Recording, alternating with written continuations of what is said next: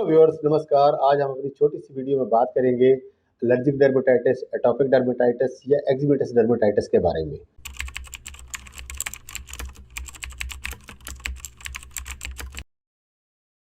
ये एक non contagious disease है, यानी कि ये एक छूत की बीमारी नहीं है जो एक फैमिली मेम्बर से दूसरे फैमिली मेम्बर को हो सके। एक्जिमा में पेशेंट की स्किन के ऊपर ड्राई, इच्ची, रेड, इन्फ्लेमेटरी, बम्पी पैचेस जो है वो अपीयर होने शुरू हो जाते हैं। ये वैसे तो एक्जिमा किसी भी एज में स्टार्ट हो सकता है, मगर आमतौर पर देखा ये गया है कि पेशेंट के या बच्चे के फर्स्ट ईयर ऑफ लाइफ में ही इसके साइन एंड सिम्टम जो है वो अपीयर होने शुरू हो जाते हैं। कुछ एक बच्चों में एक्जिमा के साइन एंड सिम्टम अपीयर ना होकर उनमें चाइल्डहुड एस्थमा के रूप में ये प्रॉब्लम जो है वो शुरू होती है।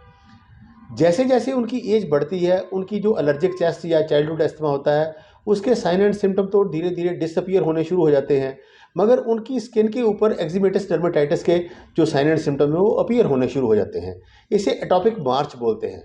मतलब पेशेंट को चाइल्डहुड एस्थमा के रूप में ये प्रॉब्लम शुरू हुई और बाद में ये प्रॉब्लम जो है वो एक्जिमेटस डर्मेटाइटिस के रूप में कन्वर्ट हो गई। अगर आपने एक्जिमा को एक लाइन में समझना हो तो this is the interaction between your gene, immunity, skin, external environmental triggers और इसके अलावा जो फूड आइटम्स आपको एलर्जी करती है, ये उनका एक इंटरएक्शन है। अब हम बात करेंगे इसके कौन कौन से कारण हैं। इसके कारणों में वैसे तो ये एक जेनेटिक और इम्यूनिटी डिसऑर्डर है, मगर फिर भी कुछ एक ऐसे फैक्टर्स हैं जो इस एक्जिमा को एग्रीवेट करते हैं, जिनमें सबसे पहले है peanut, fish, egg, cow milk. इसके अलावा woollen garments, strong and scented soaps, deo, washing detergents, heavy fragrances. कुछ बच्चों में वीट एलर्जी देखी गई है। इसके अलावा cold and dry weather, continuous use of AC, hair and cosmetic products, कुछ एक डाइज, स्ट्रॉन्ग शैम्पूज, ये भी इसका एक एग्रीवेटिंग फैक्टर बन सकते हैं। अब हम बात करेंगे कि हम किस तरह से इसको डायग्नोज कर सकते हैं।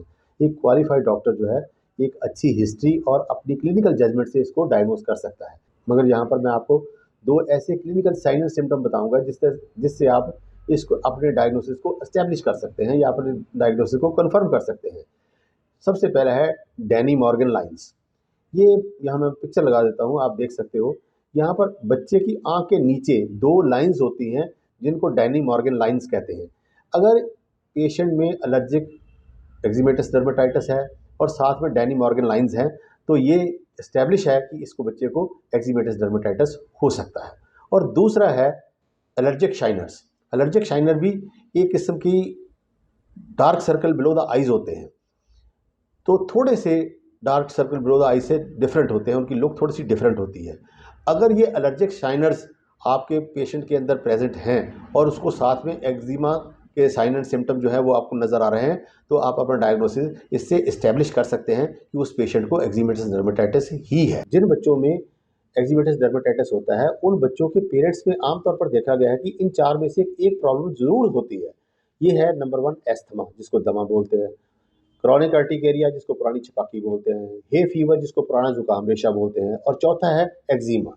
अगर चारों में से एक चीज़ जो है उसके पेरेंट्स में प्रेजेंट है तो ये एक जेनेटिक फैक्टर हो सकता है। अब हम बात करेंगे इसका क्या ट्रीटमेंट किया जा सकता है।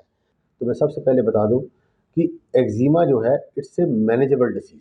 अगर आपकी हिस्ट्री टेकिंग ठीक है, आपका डायग्नोसिस इस्टेब्लिश है, तो आप इसको मैनेज कर सकते हैं। और मैनेज करने के लिए पेशेंट की काउंसलिंग जो है वो बहुत ज़्यादा ज़रूरी है। काउंसलिंग में आप पेशेंट को ये बताते हैं कि क्या उसने करना है और क्या नहीं करना, और अगर वो इन चीज़ों के ऊपर ध्यान देता है तो उसका जो ये एक्जिमा है इसको हम मैनेज कर सकते हैं और बहुत अच्छे रिजल्ट्स में है, मैनेजमेंट में बहुत अच्छे रिजल्ट जो है वो हम ले सकते हैं। तो इसके ट्रीटमेंट में जो सबसे पहला स्टेप है वो है मॉइस्चराइज़र, मॉइस्चराइज़र एंड मॉइस्चराइज़र। मतलब moisturiser is the anchor sheet of this treatment. हमारी जो स्किन है उसकी पीएच वैल्यू जो है एसिडिक होती है, जिसकी वजह से कोई भी वायरस, बैक्टीरिया या फंगस जो है हमारी बॉडी के अंदर एंटर नहीं कर सकता। मगर एक्जिमा में जबकि जो इचिंग है वो बहुत ज़्यादा सीवियर होती है, जिसकी वजह से कई बार पेशेंट जो है इचिंग करते हुए अनविलिंगली अपना जो स्किन बैरियर है उसको ब्रेक कर लेता है, और यहाँ से फिर फंगस, बैक्टीरिया या वायरसेस जो है वो आपकी बॉडी के अंदर एंटर कर सकते हैं। और पीएच वैल्यू ऑफ स्किन को मेंटेन करने के लिए moisturiser are the number 1 medicines. कुछ लोग बोलते हैं कि मॉइस्चराइज़र जो है काफ़ी महंगे हैं, इसलिए हम उनको कई बार ज़्यादा देर तक अफोर्ड नहीं कर सकते। तो मैं यहाँ ये बता दूँ कि कोकोनट ऑयल जो है वो सबसे बेस्ट नेचुरल फैटी एसिड है। ये सस्ता भी है और इजीली अवेलेबल भी है, मगर इसको अप्लाई करने का एक ढंग है, एक तरीका है, वो मैं यहाँ नटशेल में बता देता हूँ कि जब आप अपना शावर फिनिश करते हैं या आप नहा के हटते हैं, उसके बाद जब आपकी बॉडी गीली होती है, वेट होती है, उस वक्त आप दोनों हाथों में कोकोनट ऑयल डाल के सारी बॉडी के ऊपर अच्छी तरह से अप्लाई करें और उसके बाद जो टॉवल है उससे अपना जो बदन है या अपनी बॉडी है उसको सोक करें, उसको स्पंज करें, उसको रब नहीं करें, ताकि आपकी स्किन, ऑयल और वाटर के बीच में एक फिल्म बन जाए, एक लेमिनेशन बन जाए, जो आपकी स्किन को एक्सटर्नल फैक्टर से प्रोटेक्ट कर सके। तो यहाँ पर जो मॉइस्चराइज़र है उनका बहुत ज़्यादा रोल है। एक्जिमेटस डर्मेटाइटिस की जो इचिंग होती है वो रात को ज़्यादा होती है। हमारे बॉडी के अंदर एक हार्मोन होता है जिसको कॉर्टिसोल बोलते हैं। कॉर्टिसोल का लेवल जो है रात को ड्रॉप कर जाता है, जिसकी वजह से नॉक्टर्नल इचिंग जो है वो काफ़ी ज़्यादा बॉदरसम होती है, पेशेंट को ज़्यादा तकलीफ देती है।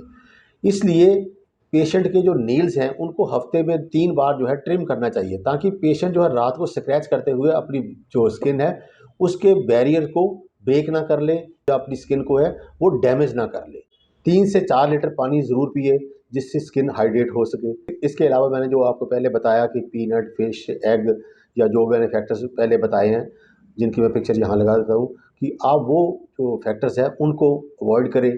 इसके अलावा कॉन्टिन्यूस एसी का इस्तेमाल ना करिए, क्योंकि एसी जो है वो हमारी स्किन की ऑयल प्रोडक्शन को कम करने के साथ साथ हमारे स्किन की जो मॉइस्चर है, जो हमारे स्किन की जो नमी है उसको भी सोख लेता है या एब्जॉर्ब कर लेता है या उसको सक कर लेता है, जिससे स्किन जो है डिहाइड्रेट हो जाती है और ड्राई हो जाती है। ड्राई और डिहाइड्रेटेड स्किन पर एक्जिमा जो है वो ईजिली जो है वो एग्रीवेट हो जाता है। आयुर्वेद के अनुसार कुपित रक्त जब त्वचा को दूषित करता है तभी एक्जिमेटिस डर्मेटाइटिस की उत्पत्ति होती है। इसलिए आयुर्वेद में रक्त शोधक द्रव्यों के साथ साथ कुछ एक एंटीप्राइटिक मेडिसिन दी जाती हैं जो कि आपकी खारिश को कम करती हैं। इसके अलावा रोग प्रतिरोधक शक्ति को बढ़ाने के लिए भी द्रव्यों का प्रयोग किया जाता है, ताकि आपकी स्किन जो है वो हेल्दी हो सके और एक्सटर्नल जो एनवायरमेंटल फैक्टर्स हैं उनका मुकाबला कर सके। सर्दी में बहुत से लोग जो हैं वो हॉट शावर का इस्तेमाल करते हैं। अगर आप हॉट शावर का इस्तेमाल करते हो तो बहुत ज़्यादा गर्म पानी से मत नहाइए। और नंबर सेकंड कि जो शावर है वो 5 से 10 मिनट से ज़्यादा मत लीजिए। अगर आप शावर 5 से 10 मिनट से ज़्यादा लेते हैं तो आपकी जो स्किन है उसकी पीएच वैल्यू है वो डिस्टर्ब होती है, जिससे आपका एक्जिमा जो है वो एग्रीवेट कर सकता है। मुझे आशा है कि मेरी ये वीडियो आपको अच्छी लगी होगी। अगर ये वीडियो अच्छी लगी तो प्लीज़ इसे लाइक कीजिए, शेयर कीजिए, ताकि मेरे आने वाले नॉलेजेबल वीडियो आपको आसानी से मिल सके। जय हिंद, जय भारत, सर्वे संतु निरामया। धन्यवाद।